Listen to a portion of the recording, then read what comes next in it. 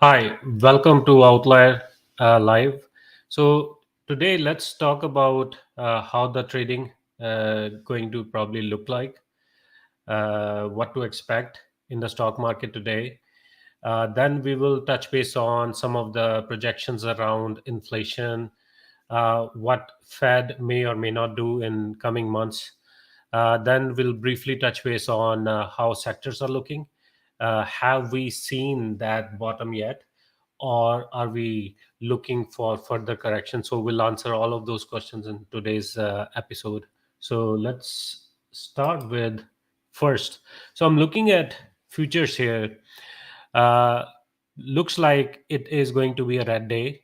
Um, Dow futures are down, S&P futures are down, Nasdaq futures are down, VIX is up. You are going to see a volatile market today again. No surprise. Whole month of August has been like this. Few days you'll see market going down, and then suddenly there's a correction. There's a it started moving in the other direction. We have been seeing this thing. August has been one of the worst month in the stock market historically, and it is happening right now. So far, not a good month in terms of pure returns. So lot of volatility. So we are seeing this again today. So let's move on to the Fed, some of the projections here. Okay. So I pulled this projection inflation projected annual inflation rate for US from 2010 to 2028. What really I want to talk about last few years. Uh, Back in 2020, the inflation was somewhere around 1.25, and suddenly it shot up to 4.69. And there is a reason for it. Back in 2020, when COVID happened, the government, they started printing a lot of money, and printing that much money has consequence. It does come with consequence. Now they are like literally um, uh, working on reducing that inflation from that higher 8% back in 2022, which was literally crazy at that time. And now they started pushing these rates up, and now the inflation has started coming down, but it is not at the levels where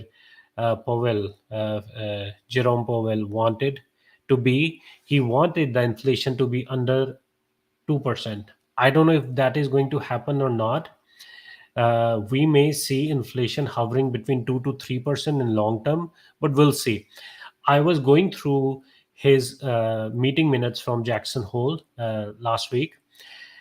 He showed signs of concerns around whether the economy is cooling off or not. They really wanted to cool off the economy. They are like literally raising the rates, and I am not sure whether they are going to raise the rates further or not. But literally they are going to look at how the labor market is doing, how the CPI numbers are going to look like for month of August. And then there is also a concern, right? So elections are coming. 2024 is year of election, and uh, this is my personal opinion that the current sitting government, they want to make sure that numbers are not that bad. Right now they are bad, right? The inflation is up. The job market is not that good, but still the numbers are going up, the unemployment numbers are going up, the inflation is up, the rates are going up. Affording a mortgage is kind of becoming harder and harder because your payments are literally going up. The rates were almost like 3% back in 2020. Now they're hovering close to like 6-7% when you go and take the mortgage. For the same amount, it's just becoming costlier and costlier. So I feel like there is going to be some some way or form these inflation numbers will come down in coming months, whether it's because of elections are coming, whether these will be true reflection of the inflation number. So I don't know, but I believe that in coming months we may start improvement in these inflation numbers. And Fed policy, they may keep the rates up, uh, and back in 2024 they may start to bring these rates down. So we'll see what will happen. So coming back to how S&P 500 is looking, coming back to how Dow is looking, we'll start looking into it. So one thing I want to say, in back in mid of this month, August 15, on outlier dashboard we started seeing this downside indicator active. So that kind of gave me a signal of there may be more trouble ahead. And from last few weeks we have been seeing really bad, you know the stock market is really bad. Like month of August is crazy, and which I'm seeing there has been a lot of investor fear creeping in, uh, somewhere around here. And now the biggest question is, when are we going to see the fear start plateauing, and it will start changing direction, and we may see a bottom. So right now, few days ago, all the sectors were going down, but most recently, from couple of days ago, I started seeing like technology sector, real estate sector, utilities started showing some sign of improvement. Right, it's not there yet. It is going to be a bumpy ride in coming months, and not in coming months, in coming weeks. But there may be some sign of recovery coming soon. But I'll keep an eye on where these indicators are right now. Once these red indicators, these downside indicator goes away, then I will feel more confident of that bottom. Okay, yeah, the bottom has reached, and it may start turn around, and I may start looking back into some of these opportunities. But right now, personally, I'm staying out of the market. I'm not actively looking to get into the market, even though some days looks good. But it's okay to miss on those opportunities personally.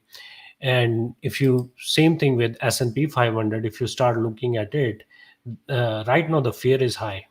There is an active correction going on, as we can see that few weeks ago, the constituent map that we were seeing, today it is showing around 289 companies in fear.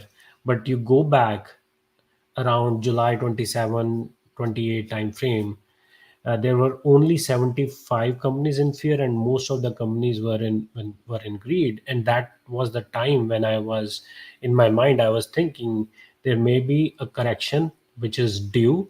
And that is what we are seeing for S&P 500. Like same story with Dow, we are seeing a correction.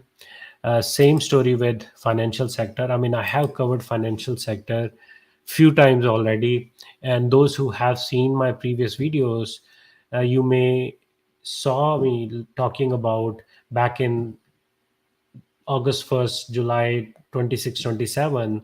I was very, very concerned about the financial sector and few other sectors, of course, because there were almost 231 companies, as you can see below, were in greed, which means that the stocks, the companies in that sector has seen a recent run up, right?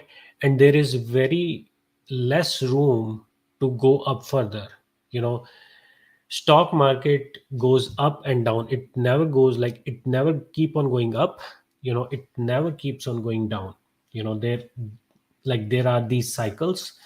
And if you can identify these cycles, how these cycles work, then you can really, really benefit from the stock market. And that's what I'm that's what I usually try to see, to identify these smaller cycles within the sector, within the stock, like how these cycles are, where in that cycle the stock or an ETF is right now. And that kind of gives me an idea of whether I'm talking about, hey, is it I'm getting in at the right time, or I am getting in literally at the top, because it had happened to me in past where I have bought and stock starts coming down, and then it's keep on going down for coming months, and I have panic sell. Like, I'll be honest, I have panic sell before launching this product. I used to do that, and now I have this clear visibility on how these cycles are. So that helps me. Same thing with XLF. Right now it may be turning back. As you can see, it may be plateauing, but it may take some days, weeks, I don't know. I'll keep an eye on it. Plus I want this red out this red downside indicator to go away before I feel comfortable with if there is a bottom yet. Same story with technology sector. Uh, the oscillator has flattened here. It may start turning up, which we are seeing, but I am still kind of looking for this red overlay to go away. Then I will feel more confident, because what will happen is that most of these sectors which are in that downtrend, they will start moving up. That's how this is built. When more than 5 or 6 sectors start going in one direction, start going down, this indicator become active. Of course, there are a lot of other data points that we look at it, but in very simple term, when the whole of the markets, it's going down, you start seeing these corrections, then this indicator becomes active, and that is the time I usually stay very very careful. And when the recovery happens, then this indicator goes away. That means all of the sector which were seeing that downward trend has started to recover. So that is what I'm looking here. Same story with real estate sector. We are seeing correction back in July, end of July, August. We saw there were so many companies in greed. Remember that you have to identify these cycles. Like at that point of this time, the cycle was like literally at the top. And if you were looking for opportunities in real estate sectors or in any of these sectors around that time, that would have been a bad time. So what I'm looking here is around July 21st. It was at the peak of its cycle. What I'm looking right now, if I move my cursor here, uh, uh, you are looking that shift happening. You are looking more companies in fear and less companies in greed, which is good, because you want that. You want to make sure that you are getting in at the right time. But again, personally, I would wait for some more time before this red overlay goes away, and I see more and more companies in this fear side. That would be an ideal point for me to get back into the market. So all in all, if I have to recap what I just covered today, so today we may see a lot of pullback after looking at futures. Then we briefly touched based on the Fed uh, rates. We may see an increase, but really they are treading on this, line where they have, if they increase the rates, there may be a chance that economy may go in recession. And because elections are coming, they don't want economy to be in recession, right? And then we looked at uh, S&P 500, Dow. We looked at financial sector, real estate sector. All in all, right now they are still trending down, but recovery may be coming very soon, in days, weeks, I don't know, but it is going to come very soon. Thanks for watching.